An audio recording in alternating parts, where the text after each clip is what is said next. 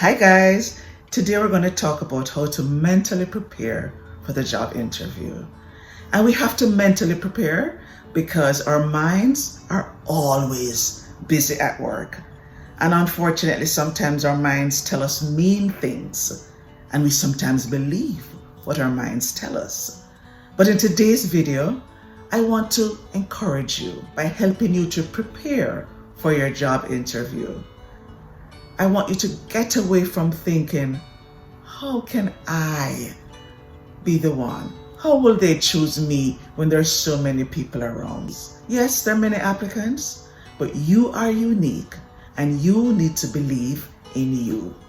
So if you've already written that great cover letter and they call you, that alone should lift your confidence because it means that they see some potential in you. And now they want to meet with you to ensure that you are the right fit. So what you're going to do is prepare for the interview. And let's talk about how to prepare mentally for the job interview. Now, the first step is to do your research. Now, maybe you did a little bit of research when you were writing the cover letter, but now it's time to really dig deep. Now it's time to find out enough about the company so that when you get to the interview, you sound like you know a lot about their company. And you're going to do your research by going on their website, by seeing if they're on Instagram or TikTok, because everybody is there now. And when you look at what they're saying on TikTok or Instagram, that gives you a feel for the kind of organization they are. And if they're not on Instagram or TikTok, that also tells you a lot about them. But you want to go at least on their website and you want to look around to see what it is that they seem to value. You want to see if you can find out anything from people who have worked in the organization. You want to go on LinkedIn to see if maybe you can connect with someone there. But whatever you do, do your research before you get to the interview so that you know enough about them and you can speak knowledgeably.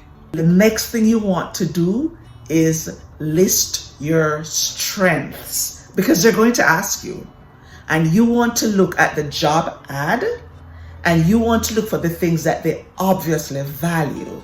When they have a list of attributes, you want to see which seem to be the top ones. And those are going to be the ones that they list at the top. The ones at the bottom are important, but the ones at the bottom tend to be the nice to have ones. You want to look at their top 3 at least, and you want to see how your strengths align with what it is they are looking for. Now, once you've found your strengths, you also want to look for your accomplishments. What have you done at the organization? And you want it to be tangible and you want to make sure that you have examples. So make a list also of your accomplishments. Once again, match those accomplishments with what they seem to want done so that when you speak, you will speak intelligently about things that you know they care about. So let's say you did something amazing between your department and the accounting department, and you know it was a major accomplishment. Now, even if it's a major accomplishment for you, if it's not something that they seem to care about, then you can either not mention it or find a way to match it to one of the things that is important to them. Find a way to tie it together so that you will seem more attractive. But make sure that when you're listing accomplishments, it's accomplishments that will help you to do the job better. You don't ever want to list an accomplishment that will make them say, okay, you're really not good for this job then, because you're not the right fit. And that can happen. So whatever you do, you're a salesperson, you're selling your skills, and you're making sure that you show how you can solve their problem. And the fourth thing you want to do is prepare and be positive. If you haven't been successful before, that sometimes makes us feel not as confident. But what I want to remind you about is that that's life. That's life. Unfortunately, we don't always get the job the first time around, but we will get a job. So you never know which one you'll get, so you have to approach each as if this is the one. Now, if there's a song, or if there is a motto, or if there's something that will help you, you want to always have that in the back of your mind, and you want to say it to yourself sometimes. So maybe you want to stand in front of the mirror and say, you are the right fit. Tanya, you are the right fit. Let's say you know that you can do that job, but they don't know yet. You want to speak to yourself positively. You want to use as much positive self-talk. No, I'm not saying that you're going to lie to yourself and say, I am the best that they could ever have. I can do any job in the world.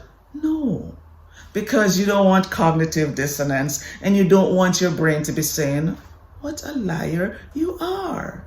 So, but you want to think about your strengths. Go back to those strengths and say, this organization, whatever the name of the organization is, will benefit from my people-oriented skills.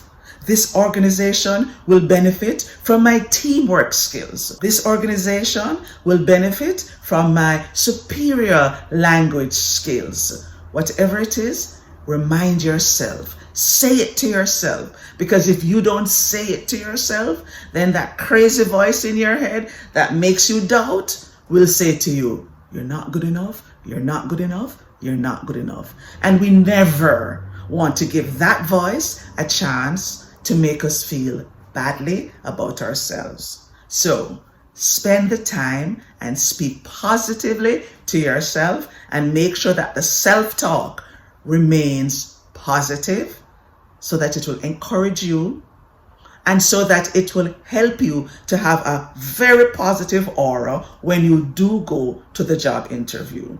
Sometimes when we beat ourselves up and we feel pressed down, without even realizing, our body language appears negative. So we have drooping shoulders, and we have sad eyes, and we have this voice. That will not get you the interview. You want to remain upbeat. You want to have a can-do attitude. You want to show them that you can do the job. Even if they don't give you the job, you want to make such a positive impression that they say, you know, I know somewhere else that I can fit that person. I had that experience many years ago. I did an interview. I thought it was great. I was vibing. I could tell they were feeling me. We were just giving and taking. The atmosphere was great. The communication climate was positive. And then they didn't offer me the job. So about 4 months later, when I thought of reapplying to that school, I called and I spoke to the person who was the head interviewer.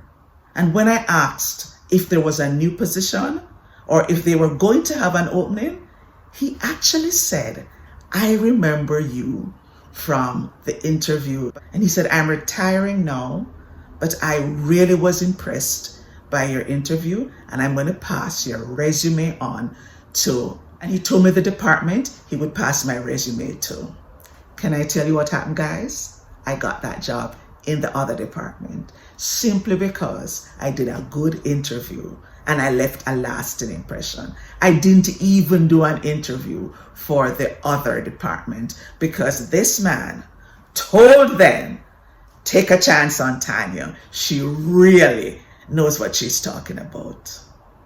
That was 17 or 18 years ago. It was a part-time job and I'm still doing it 17 years later. So you never know the impression that you can make. So approach each interview as if this is the one, and do your best and give it your best shot. So I hope that helps. And I hope that as you prepare for your interview, you're going to have a positive attitude and you're going to go in there knowing that you are qualified. It does not matter what the result is. If you get the job, great. If you don't get the job, that's still good because you would have learned some lessons which will prepare you for the next interview. So I hope that helps, and I'll see you in the next video. Bye for now.